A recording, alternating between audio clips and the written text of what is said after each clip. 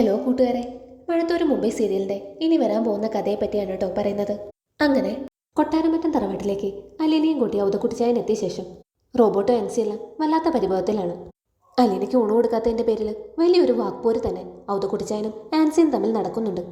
അതിനുശേഷം അലീന തന്നെ മുൻകൈയെടുത്ത് കിച്ചണിൽ പോയി നോക്കുന്നുണ്ട്. അത്യാധുനിക സൗകര്യങ്ങളുള്ള വലിയൊരു കിച്ചണായിട്ട് പോലും അതിന്റെ ശോചനീയമായ അവസ്ഥ കണ്ട് അലീന ഞെട്ടിപ്പോയി. ശേഷം അവൾ ഔതക്കുട്ടിച്ചായന്റെ അടുത്ത് വന്ന് പറയുന്നുണ്ട്, അടുക്കളയുടെ അവസ്ഥ കണ്ടിട്ട് അവിടെ നിന്ന് എന്തെങ്കിലും എടുത്ത് കഴിക്കാൻ അറപ്പാവുന്നല്ലോ വല്യപ്പച്ച. ഇത് കേട്ട് ഔതക്കുട്ടിച്ചായൻ പറയുന്നുണ്ട്, അതുകൊണ്ടാണ് ഞാൻ നിന്നോട് പറഞ്ഞത് നമുക്ക് ഹോട്ടലിൽ പോയി ഭക്ഷണം കഴിക്കാമെന്ന്. എന്നും ഹോട്ടലിൽ നിന്ന് കഴിക്കാൻ പറ്റത്തില്ലല്ലോ വല്യപ്പച്ച, എപ്പോഴായാലും ഇവിടെ നിന്ന് കഴിച്ചല്ലേ പറ്റൂ. അതും പറഞ്ഞ് അലീന കിച്ചണിൽ പോയി അല്പം ചോറും കറികളും എല്ലാം എടുത്തുകൊണ്ട് വന്ന് മേശപ്പുറത്ത് വെച്ചു. ശേഷം അലീന വല്യപ്പച്ചനെ ഒരുമിച്ചിരുന്ന് ഭക്ഷണം കഴിച്ചു. തുടർന്ന് ഔതക്കുട്ടിച്ചായൻ ഉറങ്ങാൻ പറഞ്ഞയച്ച് അലീന അടുക്കളയിൽ കയറി ചുരിദാറിന്റെ ഷോൾ അരയിൽ കെട്ടി അവൾ തന്റെ പണികൾ ആരംഭിച്ചു. അടുക്കളയുടെ ഒരു ഭാഗത്തു നിന്ന് അവൾ വൃത്തിയാക്കാൻ തുടങ്ങി. ഈ സമയം ആൻസി ആണെങ്കിൽ ഉച്ചമയക്കത്തിനായി ഉറങ്ങാൻ കിടക്കുകയായിരുന്നു. അപ്പൊ റോബർട്ട് പറയുന്നുണ്ട്, നീ അത്രയ്ക്കൊന്നും കടന്ന് പറയണ്ടായിരുന്നു, എന്നതായാലും സ്റ്റൈലിച്ചായന്റെ മോളല്ലേ. ഇത് കേട്ട് ആൻസി പറയുന്നുണ്ട്, അത് ശരി, ഇപ്പൊ ഇങ്ങനെയായോ? ഞാൻ ഉള്ളതല്ലേ പറഞ്ഞോളൂ. ഞാനേ നല്ല ഒന്നാന്തരം തറവാട്ടിൽ ജനിച്ചു വളർന്നവൾ തന്നെയാണ്. റോബിച്ചായന് കിട്ടുന്നതിലും കൂടുതൽ സ്ത്രീധനമായിട്ടാണ് ഞാൻ ഈ വീട്ടിലേക്ക് വലതുകാലം വെച്ച് വന്നത്. എനിക്ക് ആരുടെയും മുമ്പിൽ നട്ടിൽ വളയ്ക്കേണ്ട കാര്യമൊന്നുമില്ല.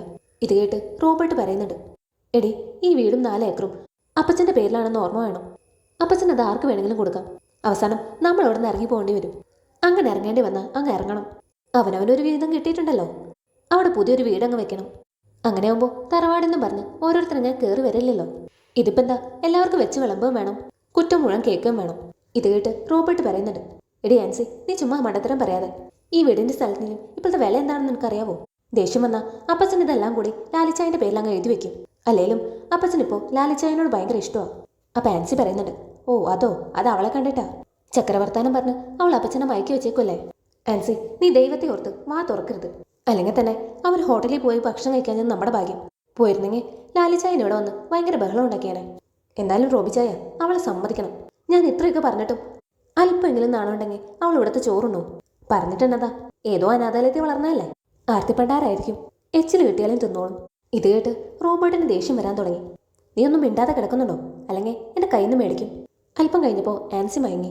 അടുക്കളയിൽ നിന്നെന്തോ തട്ടലും മുട്ടലും കേട്ടിട്ട് റോബർട്ട് എഴുന്നേറ്റ് ചെന്ന് അടുക്കളയിൽ നോക്കുന്നുണ്ട്. നോക്കുമ്പോൾ അലീന അടുക്കളയെല്ലാം സോപ്പും വെള്ളം ഉപയോഗിച്ച് അടിച്ചു കഴുകുകയാണ്. അലീന എപ്പോഴോ തിരിഞ്ഞു നോക്കിയപ്പോൾ ഡോർ കട്ടന് പിന്നിൽ റോബർട്ട് നിൽക്കുന്നതായി അവൾ കണ്ടു. ആഹാ, അങ്കിളോട് നിപ്പുണ്ടായിരുന്നു, എന്നെ ഒന്ന് ഹെൽപ്പ് ചെയ്യാവോ? അലീന കണ്ടെന്ന് മനസ്സിലായപ്പോൾ റോബർട്ടിന് ആകെ ഒരു ജാള്യത തോന്നി. എന്നിരുന്നാലും അലീനയുടെ സ്നേഹപൂർണ്ണമായ ആ ക്ഷണം റോബർട്ടിനെ നിഷേധിക്കാനായില്ല. അയാൾ അടുക്കളയിലേക്ക് കയറി ചെന്നു.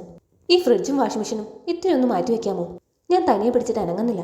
അലീന ചൂൽ തറയിൽ വെച്ചിട്ട് ഫ്രിഡ്ജിന്റെ ഒരു സൈഡ് പിടിച്ചു, മറ്റേ സൈഡ് റോബർട്ടും. ഇതിനിടയിൽ റോബർട്ട് ചോദിക്കുന്നുണ്ട്, നിന്നെക്കൊണ്ട് പറ്റുമോ ആ സൈഡ് പൊക്കാൻ? ഇത് കേട്ട് ചിരിച്ചുകൊണ്ട് അലീന പറയുകയാണ്, പിന്നെന്താ, എന്നെ കാണുന്ന പോലെയൊന്നല്ല, ഭയങ്കര ശക്തിയാ. തുടർന്ന് വലതു കൈയിലെ മസിൽ പൊക്കി കാണിച്ചു. ഇത് കണ്ട് റോബർട്ടിന് ചിരി വരുന്നുണ്ടായിരുന്നു. എന്നിരുന്നാലും അയാൾ അത് കടിച്ചമർത്തി. ഫ്രിഡ്ജും വാഷിംഗ് മെഷീനും അലീന പറഞ്ഞിടത്തേക്കെല്ലാം മാറ്റിവെച്ചു. അവിടെ പറ്റിപ്പിടിച്ചിരുന്ന അഴുക്കെല്ലാം അലീന സോപ്പുവെള്ളം ഉപയോഗിച്ച് കഴുകി വൃത്തിയാക്കി. തുടർന്ന് റോബോട്ട് പോവാൻ ഭാവിച്ചപ്പോൾ അലീന വീണ്ടും ഒന്ന് കെഞ്ചി, അങ്ങളെ ഒരു ഹെൽപ്പും കൂടി ചെയ്തു തരുമോ? ഈ ടിന്നുകളെല്ലാം റാക്കിന്റെ മുകളിലേക്ക് എത്തിക്കണം. റോബോട്ട് ഒരു വിസമ്മതവും കൂടാതെ അലീന പറഞ്ഞതെല്ലാം അനുസരിച്ചു. ശേഷം അലീന പറയുകയാണ്, ഈ അടുക്കളയൊക്കെ വൃത്തിയാക്കി എടുക്കണമെന്നുണ്ടെങ്കിലേ വീട്ടിലെ ആണുങ്ങളും കൂടെ പെണ്ണുങ്ങളെ സഹായിക്കേണ്ടി വരും.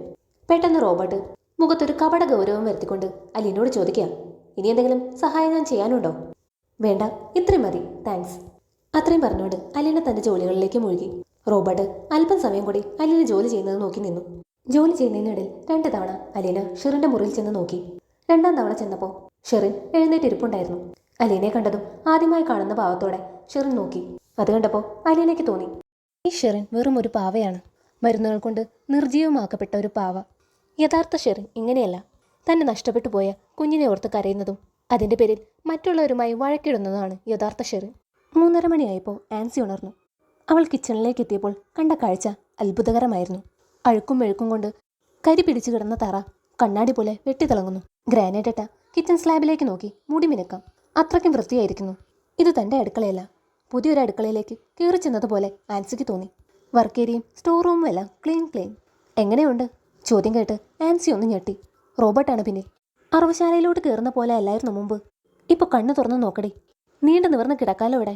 ഇങ്ങനെ വേണം അടുക്കള സൂക്ഷിക്കാൻ. ഇത് കേട്ട് ആൻസി പറയുന്നുണ്ട്, ആ, തിന്ന ചോറിന്റെ നന്ദി കാണിച്ചതായിരിക്കും. ഇത് കേട്ട് റോബർട്ടിന് ദേഷ്യം വരാൻ തുടങ്ങി. ഇല്ലെങ്കിൽ നീ എന്നാ ചെയ്യായിരുന്നു? അവൾ പടിയടിച്ച് പെണ്ണം വെക്കുമോ? നീ അവളെ അത്രയും താറടിച്ച് സംസാരിച്ചിട്ടും അവൾ നിന്റെ അടുത്ത് എന്തെങ്കിലും ഇഷ്ടക്കേട് കാണിച്ചോ?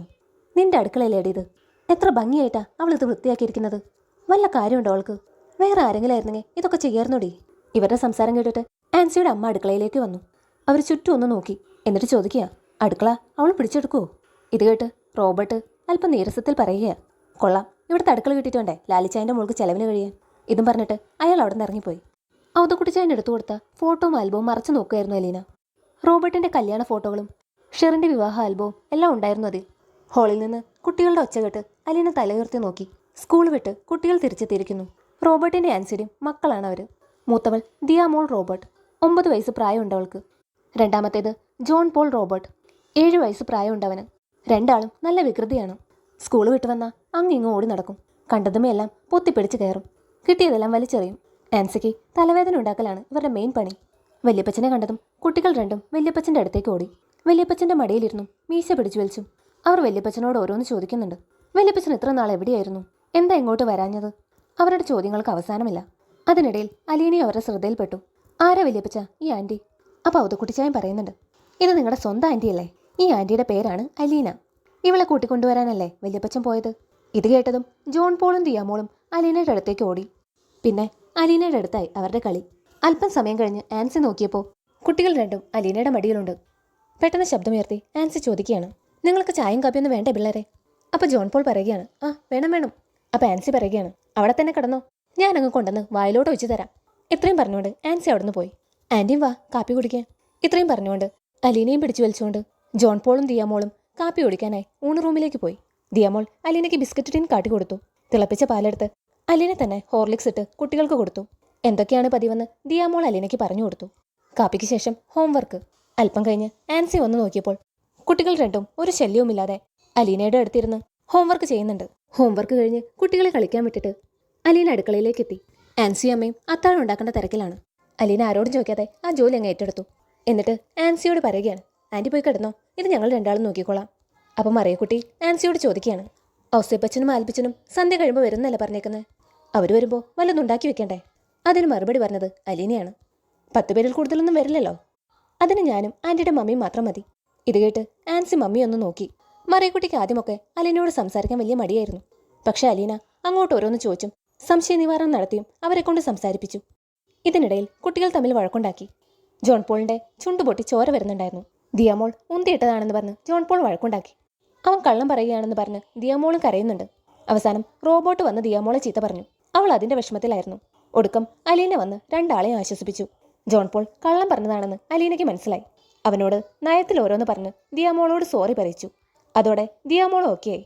അലീന കുട്ടികളെ കൈകാര്യം ചെയ്യുന്ന രീതി കണ്ട് ആൻസിക്ക് അതിശയം തോന്നി. ഒപ്പം കുറ്റബോധവും. താൻ അവളെ എന്തെല്ലാം പറഞ്ഞ് അധിക്ഷേപിച്ചു.